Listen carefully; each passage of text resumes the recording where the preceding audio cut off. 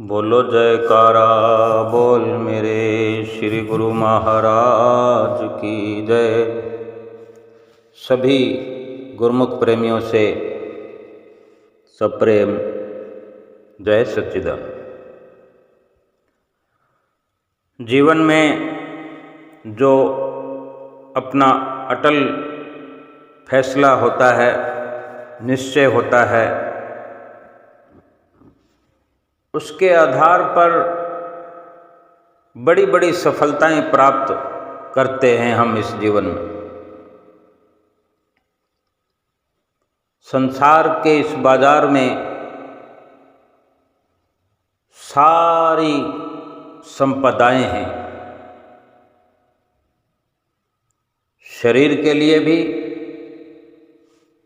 और जीवात्मा के लिए भी। माया भी यही है और भक्ति भी यही है। माया से शरीर तो चल सकता है, लेकिन आत्मा का माया से भला नहीं हो सकता।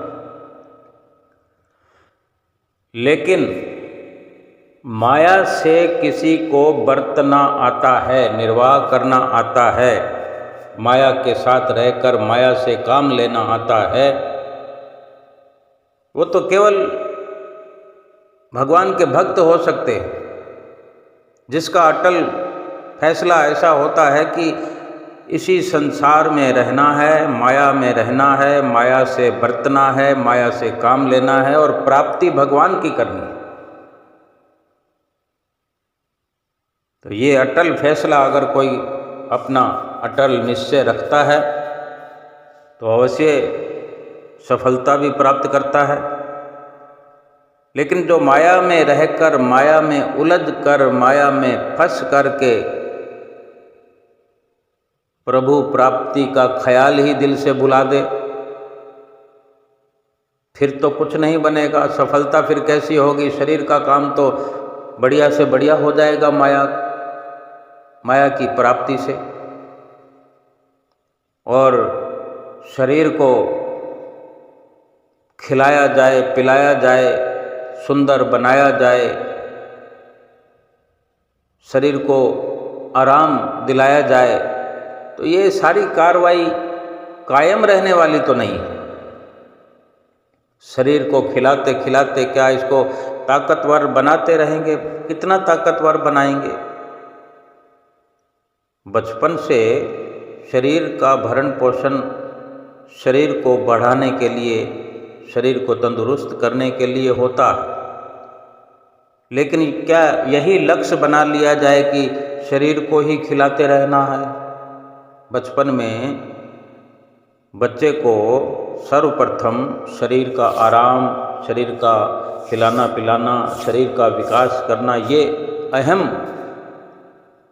मुद्दा होता है माता का।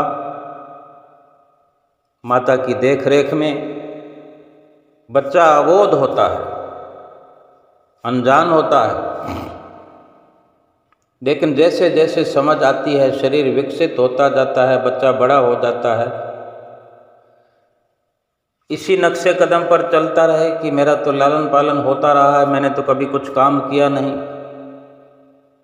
लेकिन वही माता जो शरीर का भरण पोषण बच्चे का करती है,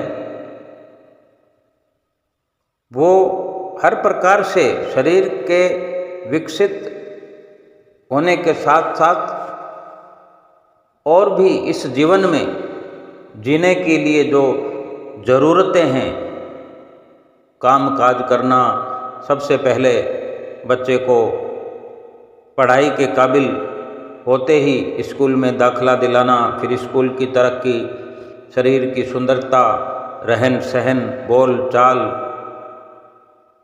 आदर सम्मान करना कराना, ये सब माता सिखाती है और अपने बच्चे को बुलंदियों तक पहुंचा हुआ देखना चाहती है। ये सारी की सारी शरीर की ही कार्रवाई है, शरीर की ही सफलता है। लेकिन कितनी भी सफलता शरीर की करने के पश्चात शरीर तो निढाल हो जाता है। कितनी भी सफलता प्राप्त करके जो इसको खिलाया पिलाया होनहार बनाया, इसी शरीर से लाखों करोड़ों कमाए, सब के सब बेमायने हो जाते हैं एक दिन। लेकिन अगर इसी शरीर के रहते माता अगर जीवात्मा का ख्याल करने वाली है, ऐसी समझ देने वाली है, ऐसे संस्कार देने वाली है, कुछ ना कुछ संस्कार तो जीव जब इस दुनिया में आता है साथ ही लेकर आता है। भक्ति के लिए ही जब इस दुनिया में आना हुआ है तो भक्ति के संस्कार तो लाता ही है। माता का साथ मिलता है, पिता का साथ मिलता है, कुटुंब परिवार में बड़ा होता है।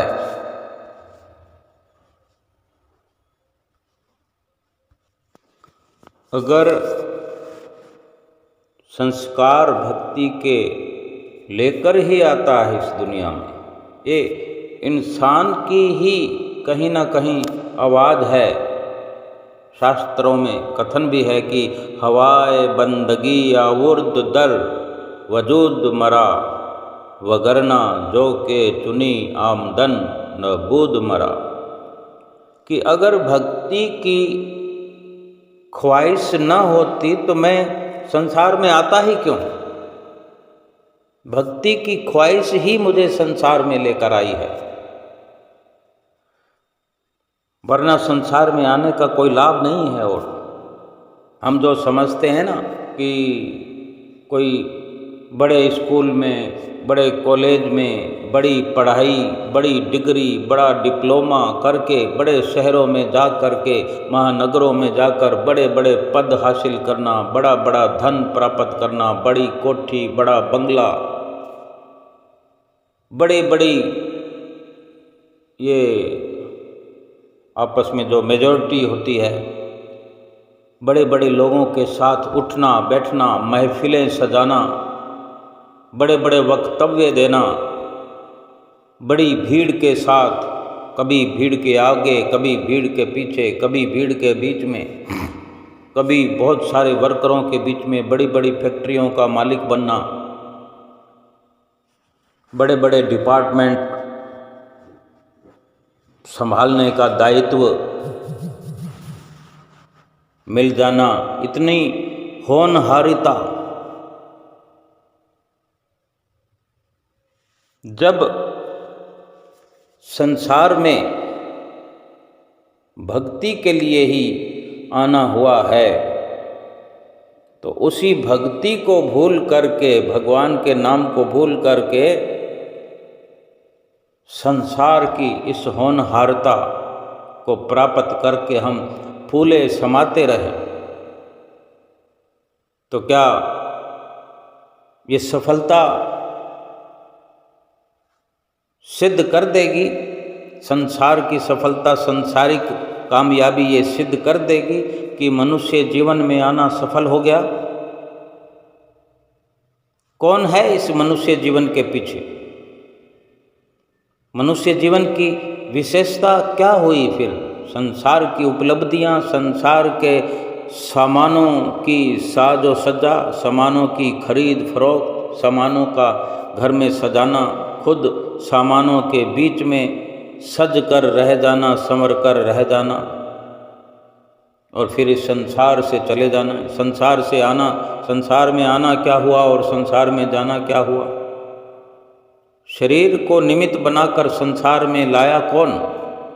जीवात्मा। शरीर के साथ मिलकर शरीर का वजूद बनाने वाला था कौन? जीवात्मा। और शरीर से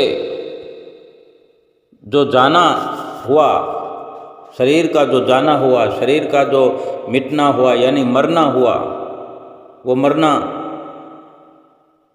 संभव सिद्ध कैसे हुआ? जीवात्मा का निकल जाना, जीवात्मा का चले जाना शरीर को छोड़कर। कह दिया जाता है कि फलां व्यक्ति शरीर छोड़ गया, वो कौन था जो छोड़ गया? जीवात्मा। फिर जीवात्मा का क्या कार्य रहा इस मनुष्य जीवन में? आना, पड़े रहना, फिर चले जाना। शरीर की तरक्की तो होती रही और फिर शरीर मिट्टी में मिल गया।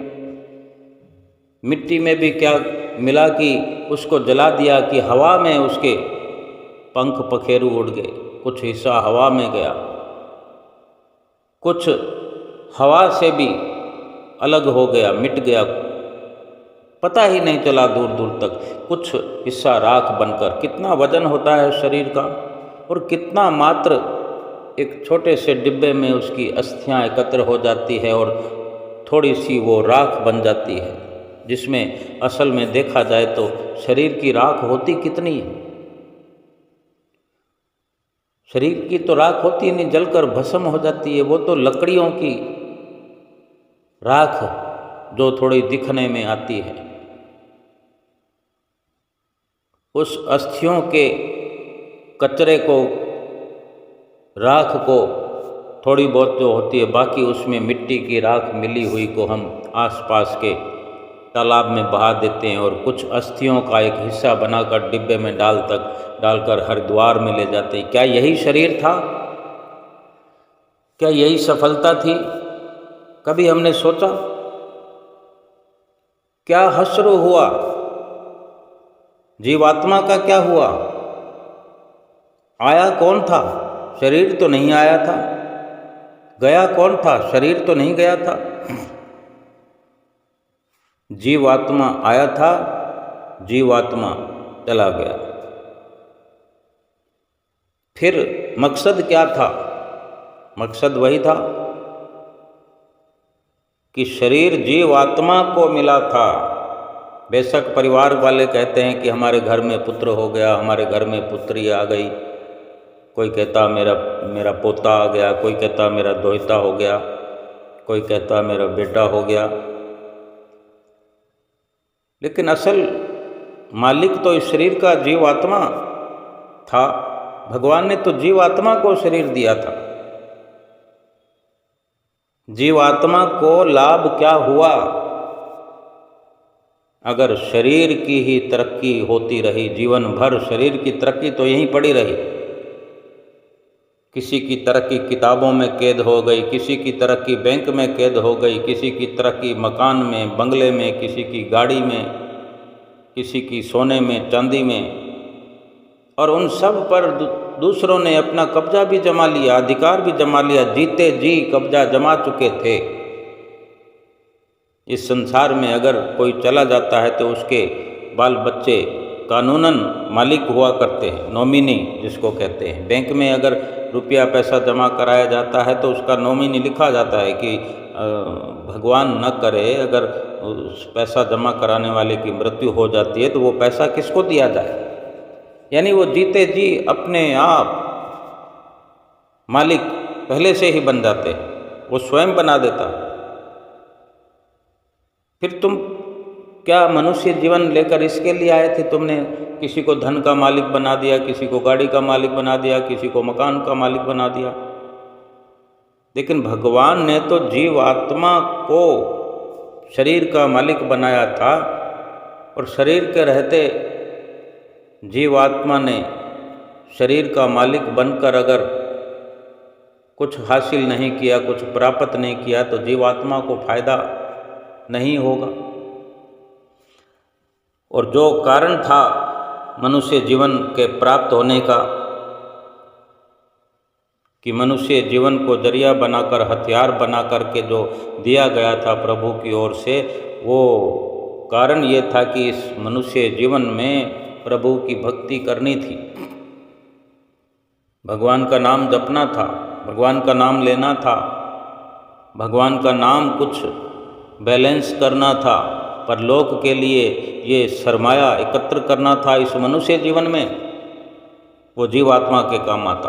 प्रभु का नाम जो जप करके इकट्ठा करता मनुष्य शरीर में ये जीव, तो वो इस लोक में भी काम आता और परलोक में परलोक सुहेला करता। और ये परलोक सुहेला जो है वो यही है कि फिर इस जन्म के बाद वो 84 वाले फेर में जाना जो है वो हमेशा हमेशा के लिए समाप्त, यही परलोक सुहेला करना कहलाता है, जो हमें संत महापुरुष बार बार समझाते हैं कि लोक सुखी परलोक सुहेले, कि लोक भी सुहेला होता है, परलोक भी सुहेला हो जाता है जो इस मनुष्य जीवन को पाकर सतगुरु की चरण शरण लेकर उनके बख्शे हुए नाम की कमाई करता है, उनकी आज्ञा की पालना करता है, उनकी संगत करता है, उनकी संगत से सत्य का संग करना सीखता है और सत्य के रास्ते पर चलता है। फिर ये भी नहीं है कि फिर उनको ये सिखाया जाए कि भाई तुम शरीर की तरक्की ना करो, शरीर को खिलाओ पिलाओ ना, शरीर का विकास ना करो, सब कुछ करना होता है, लेकिन मकसद जीवन का, मनुष्य जीवन का तो यही है जिसको याद रखना हर पल जरूरी है कि जीवात्मा को लाभान्वित करने के लिए, जीवात्मा की भलाई के लिए ये मनुष्य जीवन का मिलना होता है। मनुष्य जीवन का जो मकसद है वो केवल यही होता है कि जीवात्मा को जो कैद है 84 लाख योनियों की, जीवात्मा जो कैद से निकलकर इस मनुष्य जीवन में आई है, तो ये एक बहुत बड़ा लक्ष्य है कि चाहे तो पार हो जाए, चाहे तो फिर से उर्वार हो जाए, यानी ये एक बड़ी मुकाम पर मनुष्य जीवन ठहरा दिया गया है और दोनों तरफ यूँ समझो कि इस जीव के हाथ में रास्ते हैं, या तो इस मुकाम से आगे भक्ति और भजन की कमाई करके भगवान के धाम में चला जाए, या फिर वापस पीछे की ओर जहाँ से 84 लाख योनियों से आया है वहीं फिर चल पड़े। अगर अभी दोनों रास्तों में से चुनाव करना हो तो 84 लाख योनियों में जाना नहीं चाहता कोई। सीधे सीधे अगर हमसे कोई पूछे कि भाई तुम्हें भगवान के धाम में जाना है, अभी पूछा जा रहा है और अभी तुम्हारा निर्णय सुनकर अंजाम पर पहुंचा दिया जाएगा। अगर तुम कहोगे कि हमें भगवान के धाम में जाना है तो भगवान के धाम में पहुंचा दिया जाएगा, और तुम कहोगे कि हमें 84 लाख योनियों में यानी ये गाय बैल कुत्ता घोड़ा पशु पक्षी ये सब बनना है तो वो सब बना दिया जाएगा। जो तुम कहोगे पहले वो बना दिया जाएगा हमारी मर्जी से। तो कोई नहीं कहेगा कि हमें गाय बैल बनना है, बकरी बनना है, घोड़ा गधा बनना है, पशु पक्षी बनना है, कोई नहीं कहेगा। भगवान के घर जाना सब पसंद करेंगे, तो फिर भगवान के घर जाने के लिए क्या वो रास्ता निश्चित नहीं करना पड़ेगा? वो कार्य जो भगवान के घर ले जाते हैं वो कार्य नहीं करने पड़ेंगे? वो संगत जो भगवान के घर पहुंचाती है वो नहीं करनी पड़ेगी? वो सारे के सारे आडंबर भगवान के घर जाने वाले अपनाने पड़ेंगे, और वो है सतगुरु की शरण हासिल करना, सतगुरु की नज़दीकी प्राप्त करके सतगुरु की संगत में बैठना, उनसे सत्संगत के मायने समझना। भगवान के घर जाने के लिए जो हमारे भीतर में जो साफ सफाई का सिलसिला शुरू करना होता है वो कौन सिखाएगा? सतगुरु ही सिखाते हैं कि हमारे भीतर जो गंदगी का जमावड़ा है, मायावी जो व्यापार भीतर में चल रहे हैं, ये सब बंद करने पड़ेंगे। दिल का जो ये कमरा है खाली करना पड़ेगा।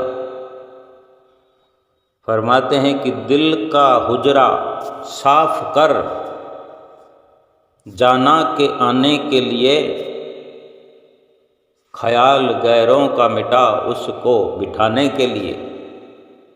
हुजरा यानी कमरा, दिल के कमरे को खाली कर ए इंसान। जाना यानी सबसे जो प्रिय है, आत्मा का सबसे जो प्रिय है वो परमात्मा है।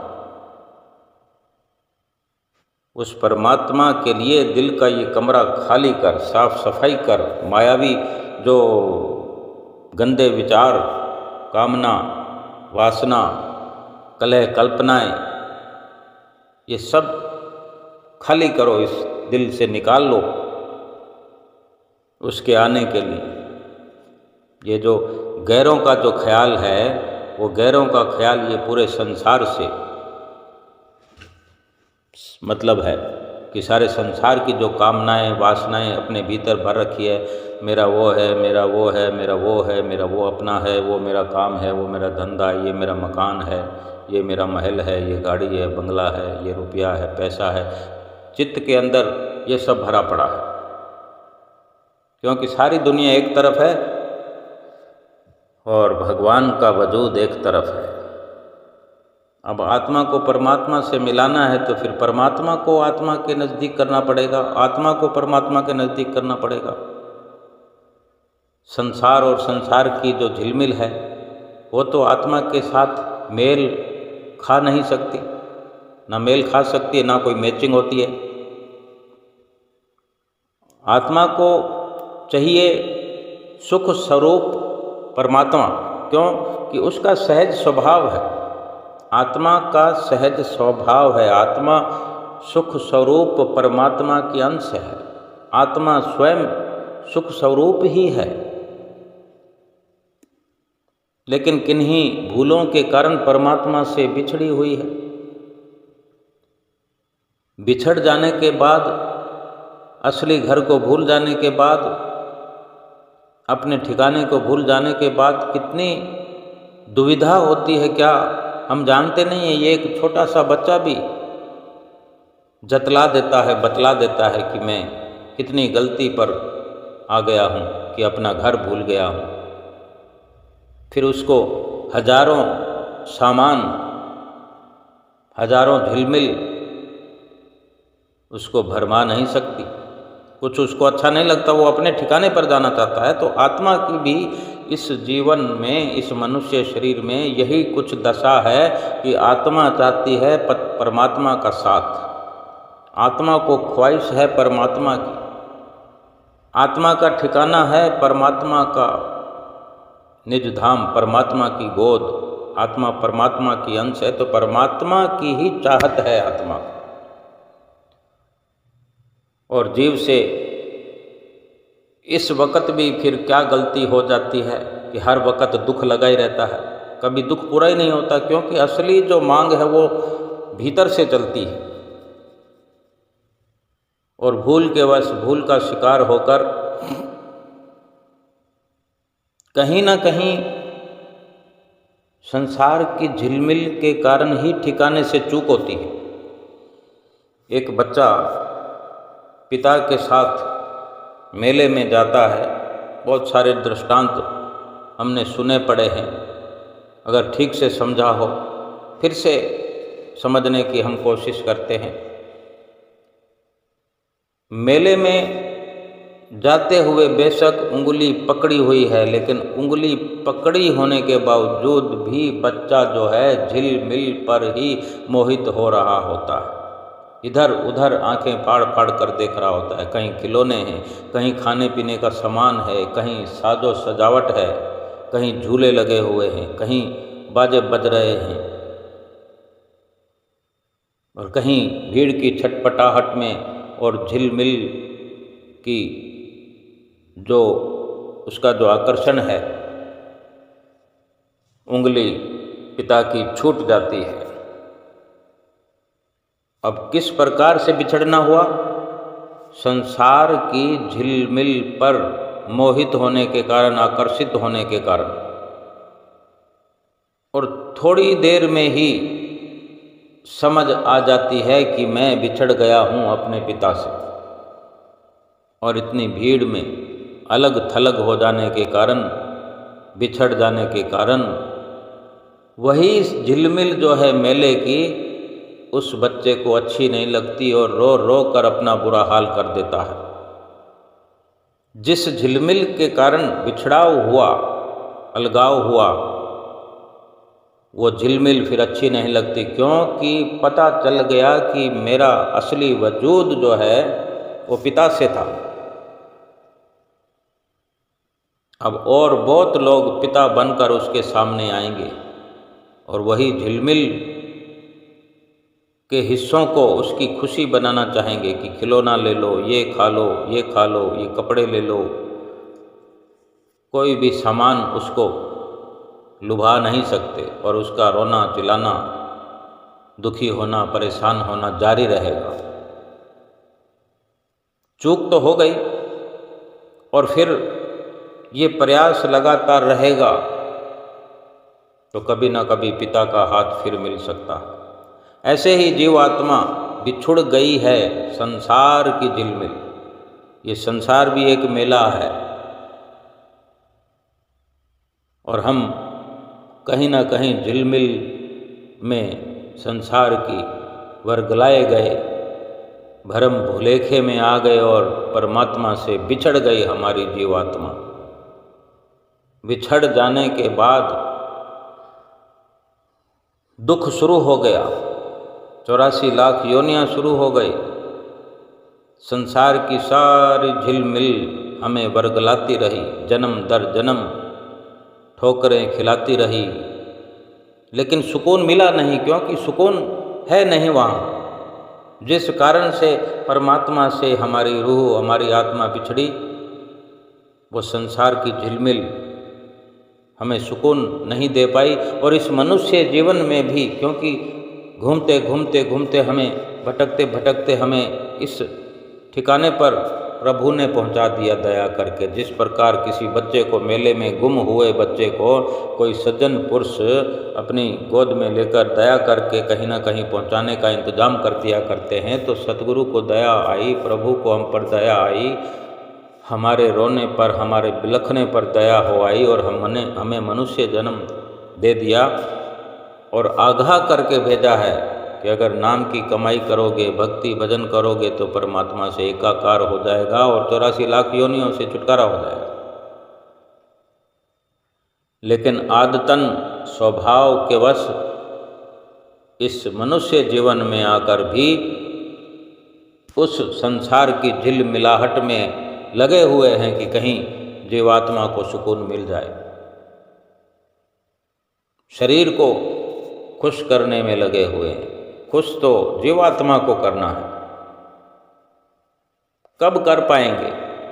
और जो रास्ता गाहे बगाहे हमें मिल गया है, सतगुरु की चरण शरण भी हासिल हो गई है हम गुरुमुख प्रेमियों को, तो भी हम कितना प्रयास कर रहे हैं, कितनी कोशिश कर रहे हैं? क्या हम परमात्मा के नज़दीक हो रहे हैं या खड़े हैं बरसों से? राम नाम की धुनी तो लगा दी है, लेकिन पर्याप्त मात्रा में अगर हम सफ़र नहीं करेंगे तो अपनी मंजिल पर कैसे पहुंचेंगे? पर्याप्त मात्रा में अगर पेट को खुराक नहीं मिलेगी तो तंदुरुस्ती कैसे आएगी? कैसे चल पाएंगे, उठ बैठ पाएंगे? जीवात्मा की जो खुराक है, हमें सतगुरु ने हमारी डाइट निश्चित कर दी है।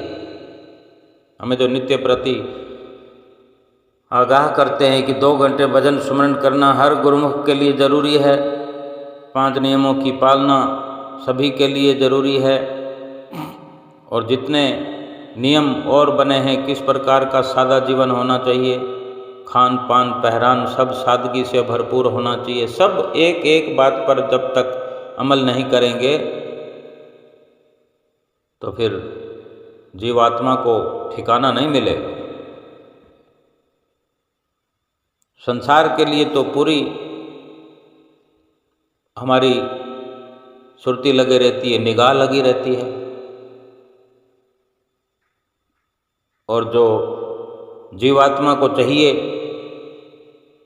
उसके लिए आनाकानी हम करते रहते हैं, बहाने बना लेते हैं, अपनी तरफ से ही फिक्स कर लेते हैं कि हो गया। हमने कर लिया, भजन सुमरन कर लिया, हम तो चलते फिरते करते रहते हैं। हमें तो श्री गुरु महाराज जी 2 घंटे भजन अभ्यास करने के लिए कहते हैं, और हम तो पूछने पर कहते हैं तो हम तो सारा दिन करते रहते हैं। यानी 2 घंटे कहते हैं और हम 12 घंटे करते रहते हैं। ये तो बहुत बड़ी उपलब्धि होगी, 2 घंटे की बजाय अगर कोई 12 घंटे करता है। बहुत सारे गुरुमुख भाई बहन एक तर्क दिया करते हैं कि हम तो सारा दिन लगे रहते हैं, सारा दिन होता रहता है सिमरन, सारा दिन सिमरन होता रहता है, फिर दुख किस बात का।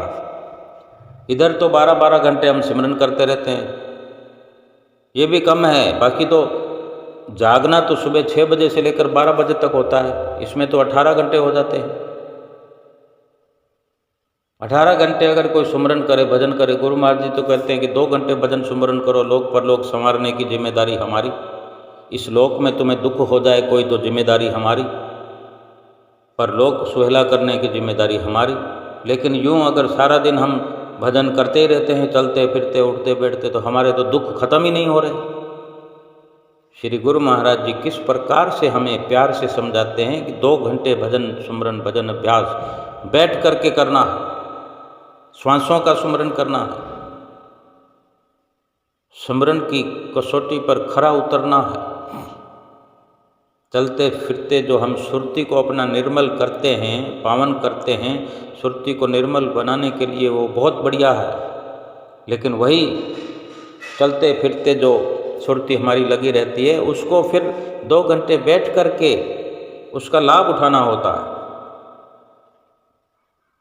हम किसी को तर्क दे करके अपना लाभ नहीं कर सकते, बाकी हमने स्वयं ने लाभ प्राप्त करना है। किसी को सफाई देने की जरूरत नहीं है। अगर हम नहीं कर पा रहे हैं जैसा हमें समझाया जाता है या कहा जाता है, अगर हम नहीं कर पा रहे हैं तो उसमें महसूस करें कि गलती हो रही है, उसका सुधार करना है और सुधार हो जाएगा। श्री गुरु महाराज जी हमारे साथ हैं।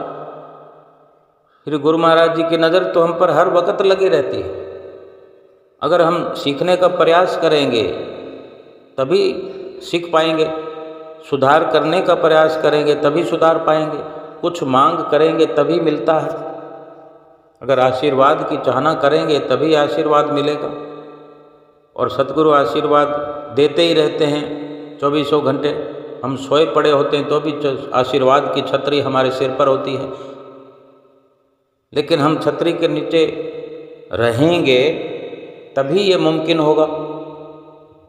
और आशीर्वाद की छतरी के नीचे कैसे आएंगे? कि सतगुरु की आज्ञा की पालना करेंगे।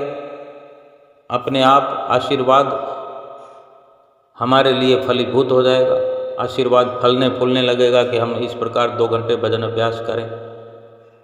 ठीक से ध्यान से हमने सतगुरु के वचनों को सुनना है। श्री अमर ज्योति दर्शन ग्रंथ है जो श्री गुरु महाराज जी ने अभी नव निर्मित ग्रंथ हमारी झोली में डाला है, भरा पड़ा है। पहले जो श्री अमर ज्योति ग्रंथ श्री दरबार का हमारी झोली में आया हुआ है, वो भरा हुआ है, भरपूर है। कैसे सुमरन करना है, कैसे गहराई में जाना है, कैसे लाभ कमाना है, कैसे जीवात्मा को परमात्मा के नज़दीक ले जाना है, और कितनी पुस्तकें श्री दरबार की सुंदर सुंदर दृष्टांतों से भरपूर हैं, सुमिरन की विधियों से भरपूर हैं, और उन विधियों को अलग अलग प्रकार से संतों महापुरुषों ने अपनी वाणियों में लेखनीबद्ध किया है। उसको पढ़ करके सुनकर भी, जो कि संत महापुरुष अपने वचनों को हमारे कानों में अमृत की तरह घोलते हैं, अगर अमल करें, अगर हमें समय भरपूर होगा, 2 घंटे अगर सत्संग प्रोग्राम में कहीं जाना है, कुटिया पर, आश्रम पर 2 घंटे हम गए हैं तो 2 घंटे फिर वहीं रहें। लेकिन हम चले भी जाते हैं, 4 से 6 बजे का समय हो, हमने निश्चित कर लिया, हम 4 बजे पहुंच भी जाते हैं, 6 बजे तक वहीं रहते हैं, बल्कि 6:30 बजे तक वहीं रहते हैं, लेकिन शरीर रूप से रहते हैं। हमारी सुरती पीछे ही रख जाते हैं, वहाँ जाती ही नहीं, केवल शरीर को ले जाते हैं।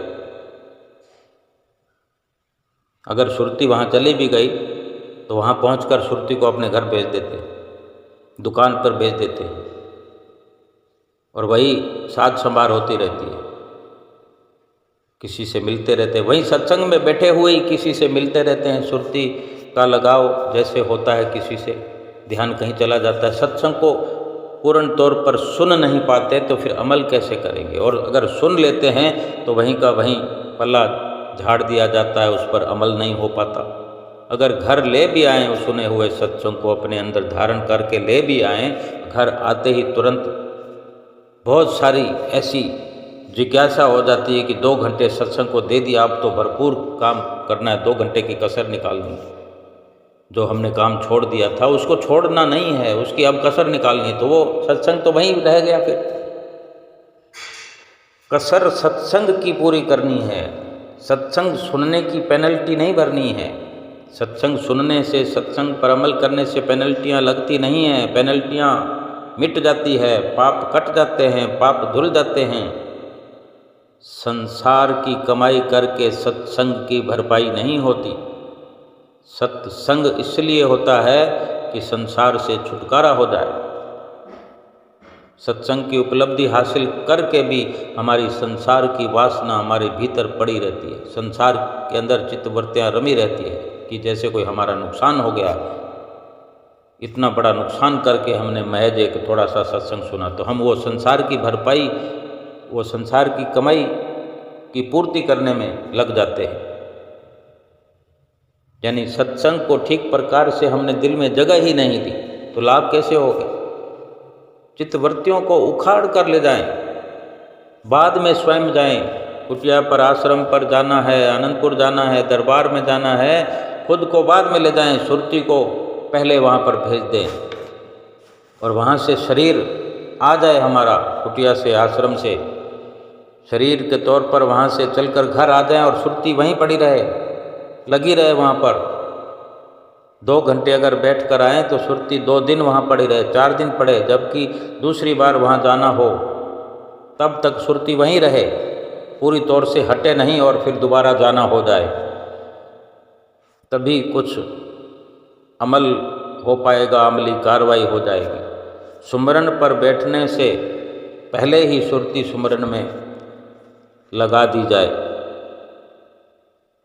अपने अंदर सुंदरता हम ही को बनानी है, तभी जब सत्संग के अंदर इस प्रकार से प्रवेश करेंगे, सुरती को लगा लगा कर सुरती को आदि बना देंगे, तो हमारे भीतर जो पापों का बोझा है, कामनाओं का, वासनाओं का, वो सब का सब खाली हो जाएगा, दिल का हुजरा साफ हो जाएगा, और सतगुरु का वहाँ पर आवास हो जाएगा। सतगुरु वहाँ पर विराजमान हुए हमें हर वक्त एहसास दिलाएंगे, हमें महसूसात कराएंगे कि हम तेरे साथ हैं, और हमें महसूस होगा कि सतगुरु मेरे साथ है, मैं सतगुरु के साथ हूँ, सतगुरु मेरे साथ हैं। और इस प्रकार की जब हमारी सोच बन जाएगी, हमारा व्यवहार बन जाएगा, हमारी सत्संग की, सत्य का संग करने की जो आदत पड़ जाएगी, सही मायने में सत्य और असत्य का भेद हम समझने लगेंगे, और सतगुरु की जो प्रसन्नता है वो प्राप्त होते होते होते सतगुरु प्रसन्न हो जाएंगे,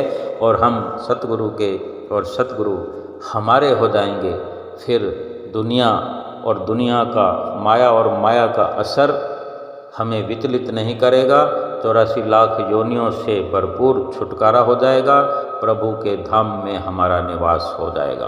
बोलो जयकारा बोल मेरे श्री गुरु महाराज की जय।